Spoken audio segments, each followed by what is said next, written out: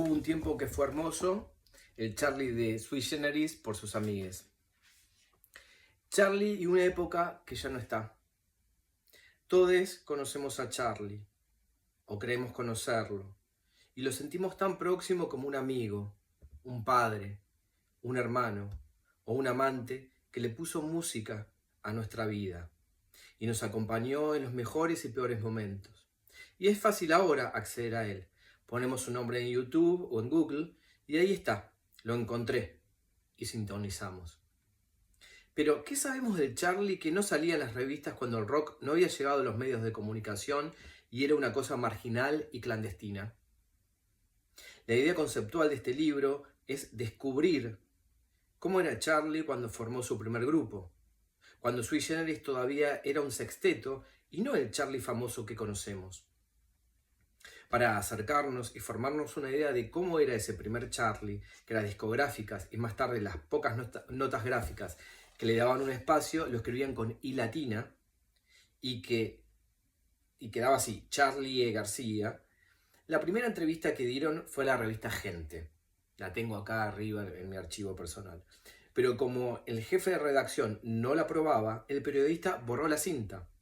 Pero al poco tiempo decidió publicarla.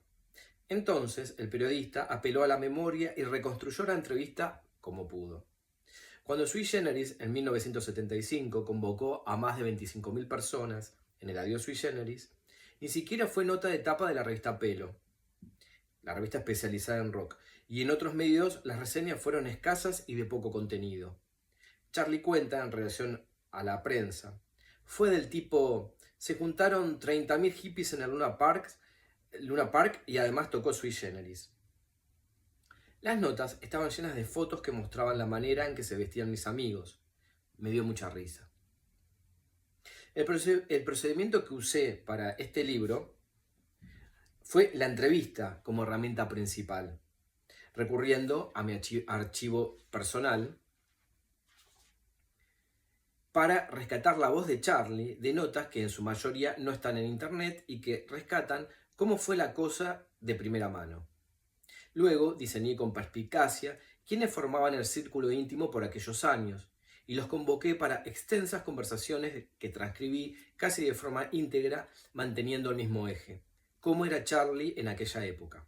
Que va desde 1966 a 1975 más o menos, aproximadamente, sin dejar afuera la reconstrucción del perfil de la profesora de piano del niño Charlie, Julieta Sandoval, que podría darnos la clave y la base de cómo se construyó el músico, intérprete y compositor que todos conocemos.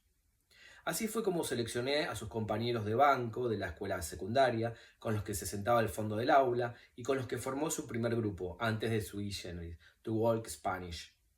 Y luego a los miembros de Sui Generis, Alejandro Correa, Carlos Piegari, Francisco Prati y Nito Mestre. A Billy Bond, productor de Vida, primer LP del dúo, a los músicos que grabaron el disco, Claudio Gavis, integrante de Manali de la pesada rock and roll, a Jorge Álvarez, productor y creador del sello Mandioca y de ediciones Jorge Álvarez, a Raúl Porchetto, amigo de aquellos años, que le hizo grabar en su disco Cristo Rock, siendo la primera grabación de Charlie en un estudio y en una iglesia donde tocó el órgano de tubos.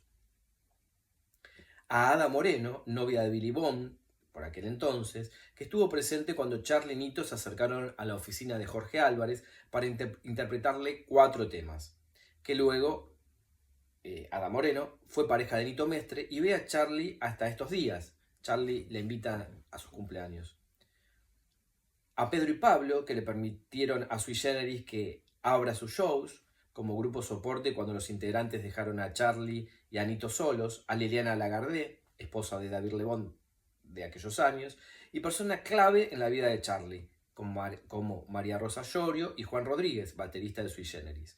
Todos tienen algo interesante para contar, habiendo estado ahí, compartiendo momentos íntimos de esos tiempos primeros y primarios, donde cada uno se focaliza en algún aspecto en particular, tirando pinceladas de una época que se focaliza en la primera mitad de los años 70, escasa en fotos y material fílmico, así como también en registros periodísticos, donde la política, el cine, las drogas, la política y la represión situaciones íntimas, el sexo libre, el hipismo, la música que circulaba en discos y en los primeros festivales que se hacen a la mañana y al mediodía, retratan a un tiempo que fue hermoso. Cada voz es única y la propia subjetividad manifiesta distintos puntos de vista que se encuentran en un Charlie interesado y atravesado por la música como medio de motivación. Pero también son voces que se contradicen, testimonios que observan cosas distintas, que cuentan anécdotas y nos traen hallazgos que no se conocen de la vida de Charlie. Voces, testimonios de los protagonistas que forman parte de la vida de Charlie, que no están en una serie de Netflix, ni en la pantalla, sino en un libro, conformando un paisaje, una pintura de época que podemos figurar, como dice Charlie, con nostalgia de algo que no vivimos, pero de la cual podemos aprender y también reírnos, en un tiempo donde estaba todo por hacerse. Hubo un tiempo que fue hermoso, o eso nos dicen los protagonistas. Facu Soto, 2024.